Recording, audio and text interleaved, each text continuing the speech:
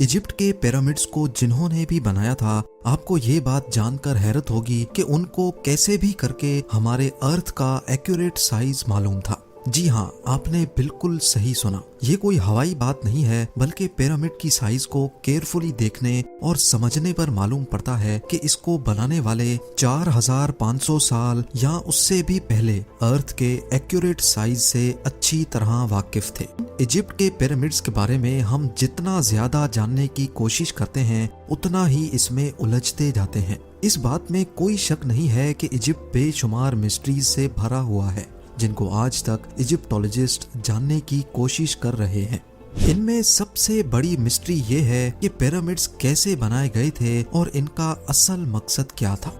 सालों की मेहनत और रिसर्च के बाद हमें ये बताया जाता है कि पिरामिड्स एंशिएंट इजिप्शियन फेरोज के टूम्स हुआ करते थे।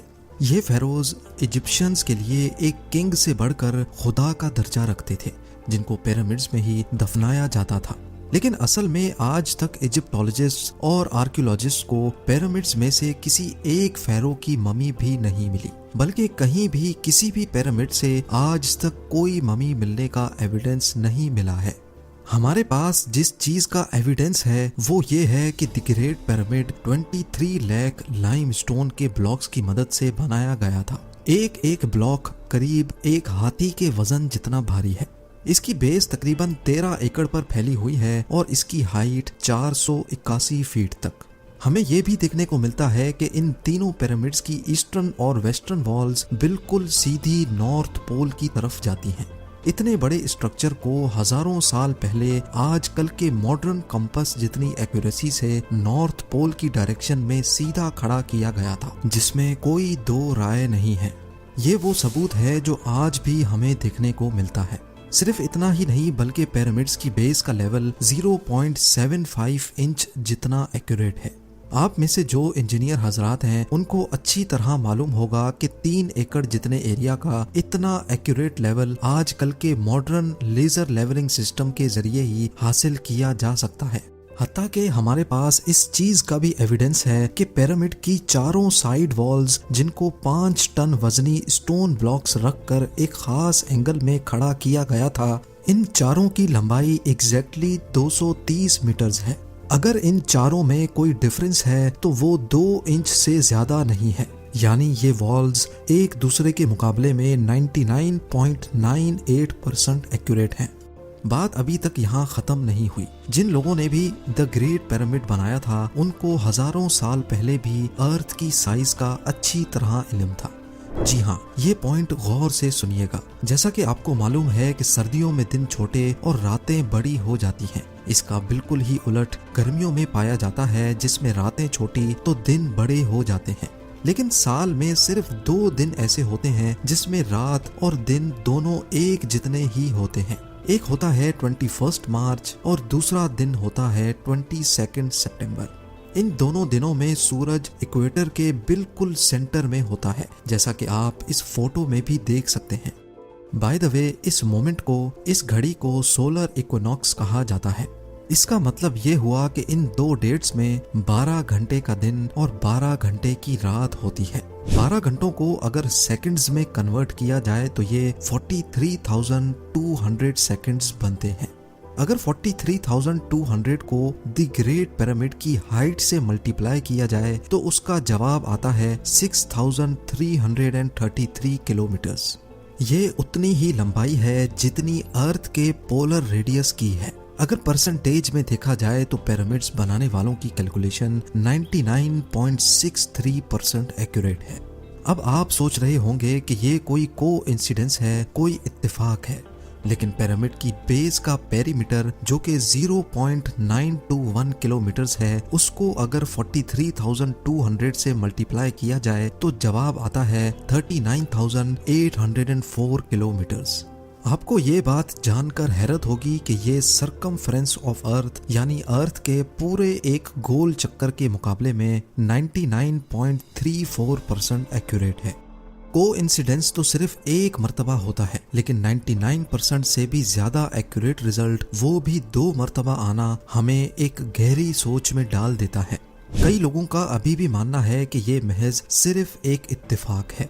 लेकिन जैसा कि अभी हमने जाना कि 43,200 जिसका ताल्लुक सोलर इक्विनॉक्स से है, ये एक और जगह पर भी अपना सबूत दे रहा है। नॉर्मली देखने पर पिरामिड्स की 4 साइड्स नजर आती हैं, लेकिन असल में ये 4 नहीं बल्कि 8 हैं। जी हाँ, ये 8 साइड्स सिर्फ सोलर इक्विनॉक्स वाले दिन ही ऊपर से देखने पर नजर आती हैं। ये डिस्कवरी पहली बार 1940 में एक ब्रिटिश एयरफोर्स पायलट ने की थी, जब वो पिरामिड्स के ऊपर से गुजर रहा था। अब सवाल ये खड़ा होता है कि हजारों साल पहले पिरामिड्स बनाने वालों को अर्थ का पोलर रेडियस और इक्वेटर का सरकमफ्रेंस मालूम पड़ा, तो आखिर कैसे?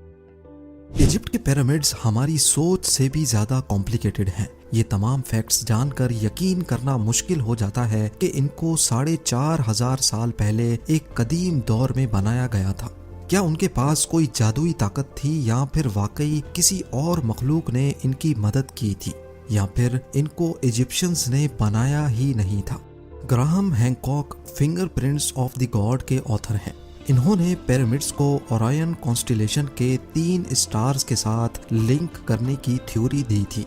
इस थ्योरी के मुताबिक गीजा पिरामिड्स की पोजीशन ओरायन कॉन्स्टिलेशन के 3 स्टार से एग्जैक्टली मैच करती थी। लेकिन मसला ये है कि ओरायन कॉन्स्टिलेशन के ये स्टार्स पिरामिड्स की पोजीशन से ना आज मैच करते हैं और ना ही 4,500 साल पहले एंशियंट इजिप्शियंस के दौर में मैच किया करते थे, बल्कि ये 13,500 साल पहले एग्जैक्टली पिरामिड्स की पोजीशन से मैच करते थे। इस एस्ट्रोनॉमिकल एविडेंस से तो ये जाहिर होता है कि पिरामिड्स 11,400 BC में इन स्टार से मैच करके बनाए गए थे। लेकिन उस वक्त एंशियंट इजिप्शियन सिविलाइजेशन के होने का कोई एविडेंस नहीं मिलता। अगर आपको लगता है कि ये एस्ट्रोनॉमिकल एविडेंस कमजोर है, तो फिर इस फिजिकल एविडेंस के बारे में क्या ख्याल है? बॉस्टन यूनिवर्सिटी से ताल्लुक रखने वाले प्रोफेसर रॉबर्ट स्कूच का कहना है कि गीजा प्लेटो, जो आज एक ड्राई जगह है, ये फेरोज के टाइम में भी ऐसी ही ड्राई होती थी। लेकिन लाइमस्टोन से बने 240 फीट बड़े इस स्फिंक्स पर ये इरोजन सिर्फ हवा और रेत की वजह से नहीं, बल्कि इसमें पानी का बहुत बड़ा किरदार है। ये इरोजन सिर्फ तब मुमकिन हो सकती है जब पानी यहाँ से स्पीड में गुजरा हो। इस किस्म की इरोजन हमें कई और पहाड़ों पर भी देखने को मिलती हैं, जो किसी दौर में तेज पानी की लपेट में हुआ करते थे। अगर स्फिंक्स भी एंशियंट इजिप्शियंस ने ही बनाया था, तो उसके बाद तो ये जगह आज तक खुश्क ही रही है।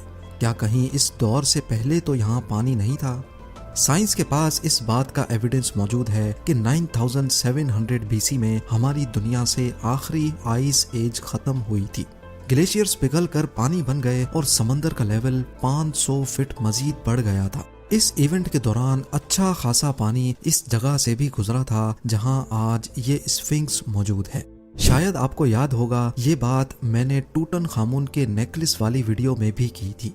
पिरामिड्स का अर्थ की साइज और इक्विनॉक्स के साथ कनेक्शन, इनका ट्रू नॉर्थ को फेस करना, लेजर लेवलिंग जितनी एक्यूरेसी से इसकी बेस का लेवल होना, यहाँ ममीज का ना मिलना और पिरामिड्स की वॉल का 99.98% एक्यूरेट होना, ये सब चीजें हमें इशारा देती हैं कि शायद इनको इजिप्शियंस ने नहीं बल्कि किसी ऐसी सिविलाइजेशन ने बनाया था जो पास्ट में काफी एडवांस्ड थी।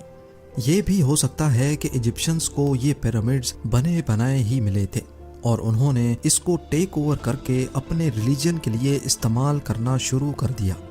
इजिप्ट में कई मकामात पर पाई जाने वाली हायरोग्लिफिक्स, जिसमें एंशियंट इजिप्शियंस ने अपनी हिस्ट्री और रिलीजन के बारे में काफ़ी मालूमात फराहम कर रखी हैं। अफसोस इस बात का है कि इन हायरोग्लिफिक्स में भी कहीं पिरामिड की कंस्ट्रक्शन के बारे में हमें कोई इंफॉर्मेशन नहीं बताई गई।